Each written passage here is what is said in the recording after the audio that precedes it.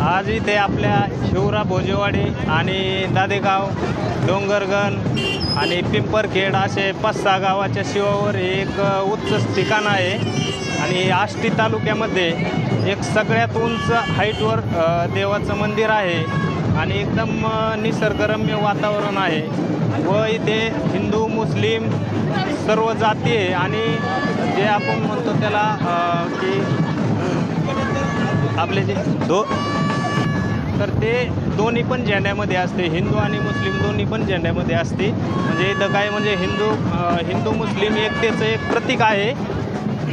अशा प्रकारे यात्रा आहे ना पार पाडते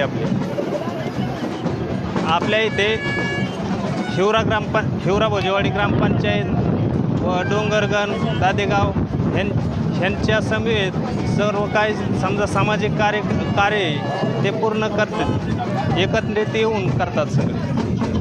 ठिकाणी रोडागिरी बाबा यात्रेला 2 ते 2.5 लाख भाविक येतात आणि हे जे रोडागिरी बाबा देवस्थान आहे हे हिंदू मुस्लिमचे प्रतीक आहे आणि इथं सर्व 18 पगड जातीचे लोक सर्व येतात आणि हिवरा भोजेवाडी, डोंगरगण, दादेगाव हे जी 4-5 ग्रामपंचायत आहे हे पूर्ण 1 महिनाभर पार्किंग असेल किंवा रस्त्याची अडचण असेल हे पूर्ण पाण्यापिण्याचं नियोजन करीत असतात.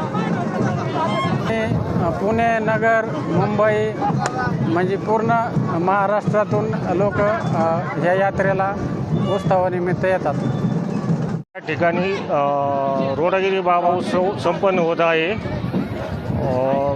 आमदार सुरेश धस अण्णा यांनी या मंदिराकरता रस्ता, पेव्हिंग ब्लॉक तसेच सभामंडप देखील देण्यात आले आहे. यापुढील विकास अण्णाच्या मार्गदर्शनाखाली पूर्ण होईल. एवढं या मंदिराला तीर्थक्षेत्र विकासामधून क दर्जा भेटलेला आहे.